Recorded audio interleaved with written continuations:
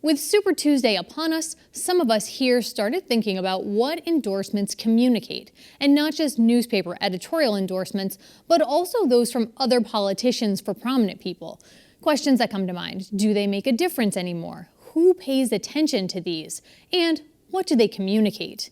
University of Hartford Assistant Professor of Communication Rebecca Townsend joined me in the studio to discuss. Endorsements, especially if they're from somebody who has a high favorability rating among the people who are listening, they communicate the likability of the candidate to other people. They serve as cues to activists, to media, to potential donors, that this person is somebody you can get behind. They take the existing ethos or credibility of the person who's doing the endorsing, or the organization who's doing the endorsing, or so organizations or people or media organizations. They take that credibility and transfer it to the candidate.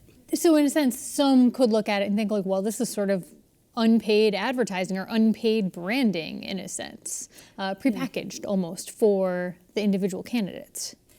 It does, but it depends on how it's used. So some candidates will publicize the endorsements that they receive, and others won't. I mean, especially if it's a controversial endorsement, a candidate may not want to. Such as the New York Times endorsement we saw weeks ago endorsing both Senators Warren and Klobuchar for president, which we know it's a single office holder, so that was a very interesting choice on the part of the New York Times. Yeah, people can't vote for two candidates. Yeah. In terms of how these get paid attention to, media is so many opportunities for media platforms now. It's no longer just the paper of record, maybe in your town or maybe one national paper. You also have digital media and lots of different places where people might be turning to. So is it just kind of a wash that some of the endorsements just kind of get lost in the shuffle? Well, if the person or organization that's doing the endorsing publicizes their endorsement, then it's not a wash because they're targeting their particular voting bloc. So, for example, with Randi Weingarten of AFT, she's targeting teachers with her endorsement.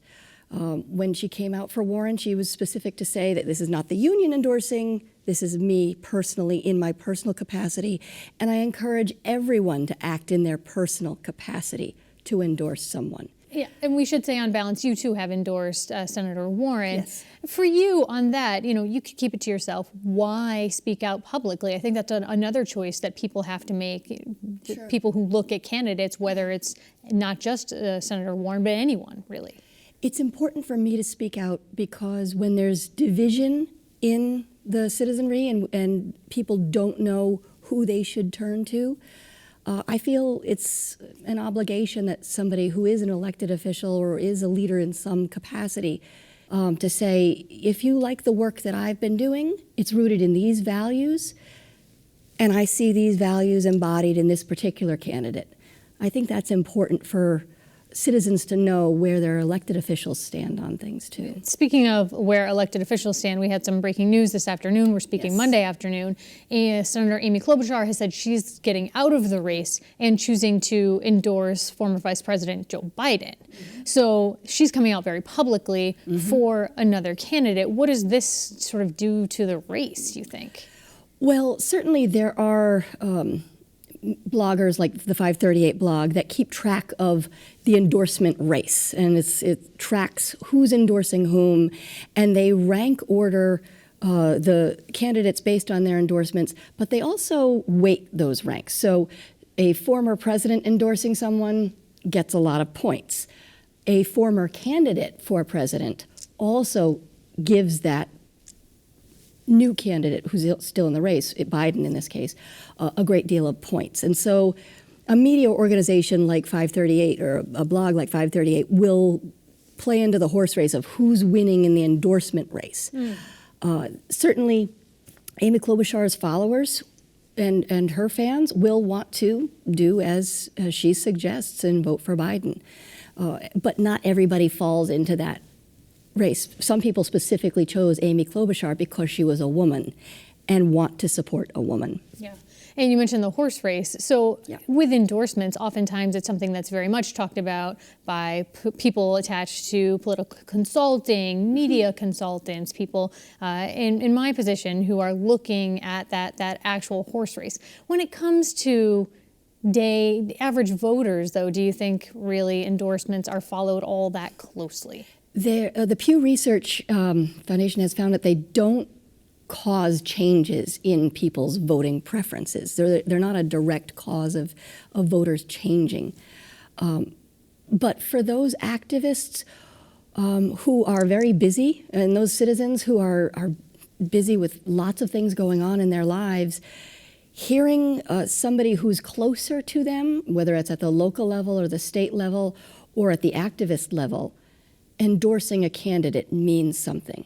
So an elected official can say, I endorse Warren, or I endorse Biden, or I endorse Sanders. And it might mean something, but if it's an activist they know who's supporting that candidate, that means even more.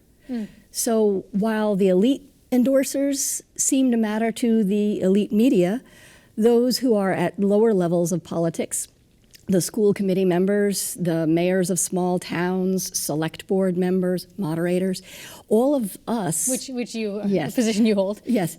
All of us may matter to a different group of people. So those down ballot races, even Yes. then, endorsements could become even more sort of significant or important. Oh, yeah, because if you've got an activist group supporting a particular candidate, and they're also working for a local candidate, that helps the down ballot race, certainly. Zooming back out to the presidential race, endorsements didn't really seem to be very accurate the last time around. The Hill reported that President Trump received the endorsement of 2 national newspapers to Hillary Clinton's 57, and clearly President Trump is now holding the office that she was vying for. Which is unusual.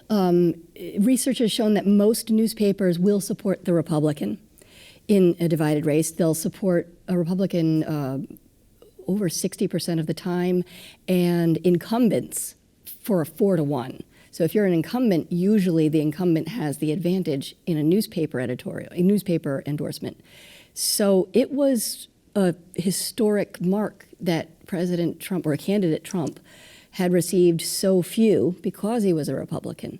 You can argue that the endorsements didn't lead to anything, but that election was such an unusual election to begin with that it's hard to make a case that it was the endorsements of the newspapers that helped, the lack of endorsements that helped President Trump.